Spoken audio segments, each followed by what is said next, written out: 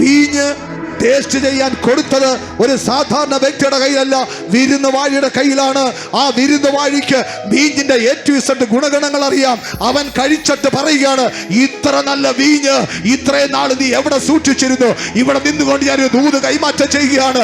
കഴിഞ്ഞ കാലഘട്ടങ്ങളിൽ നിന്റെ ശുശ്രൂഷയെ ശത്രു തകർത്തു കളഞ്ഞെങ്കിൽ, നിന്റെ ആരോഗ്യത്തെ ശത്രു തകർത്തു കളഞ്ഞെങ്കിൽ, യേശു എവിടെ നിന്റെ ശുശ്രൂഷ തകർന്നു പോയോ ആ ശുശ്രൂഷ എടുത്ത് ഇതുവരെ ആരും കണ്ടിട്ടില്ലാത്ത തരത്തിൽ മെച്ചമായ ഒരു ശുശ്രൂഷ നിന്റെ കരങ്ങളിൽ തന്ന് നിന്നെ മാനിക്കാൻ പോകുന്നത്.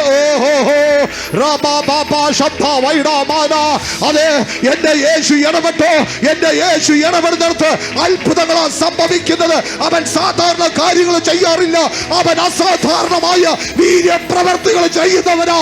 അങ്ങനെയെങ്കിൽ വീര്യമുള്ള വീഞ്ഞ് പോലെ ഇതുവരെ ആരും കാണാത്ത തരത്തിലുള്ള നന്മയായി അവൻ നിന്റെ ഭവനത്തിൽ കയറ്റാൻ പോകുകയാ. അത് വിശ്വസിക്കുന്നവർ കരങ്ങൾ അടിച്ച്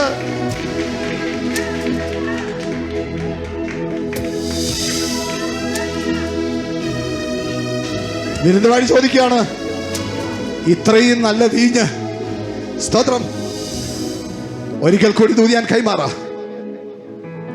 അനേക വീഞ്ഞുകൾ ഈ ലോകത്തുണ്ട്, അനേക വീഞ്ഞിന്റെ ശുശ്രൂഷ ചെയ്യുന്ന അഭിഷിക്തന്മാർ ധാരാളം ഈ ലോകത്തുണ്ട്.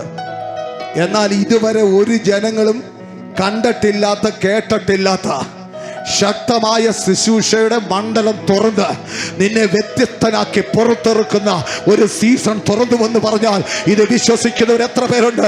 ഇവിടെ നിന്ന് കേൾക്കുന്നവർ, ഈ മീഡിയ മിനിസ്ട്രി കാണുന്ന സഹോദര, നീ ഒരു ശുശ്രൂഷകനാണോ? നീ ഒരു ശുശ്രൂഷകയാണോ? നിന്റെ ആ ശുശ്രൂഷയെ ശത്രു എവിടെയെങ്കിലും കലക്കി കളഞ്ഞെങ്കിൽ ഈ ദിവസങ്ങളിൽ യേശു ആ ശുശ്രൂഷയെ കരങ്ങളിൽ എടുത്ത് അത് പുതിയ വീഞ്ഞായി, ഏറ്റവും വീര്യമുള്ള ശുശ്രൂഷയായി നിന്നെ പുറത്തിറക്കുന്ന ഒരു സീസണാ.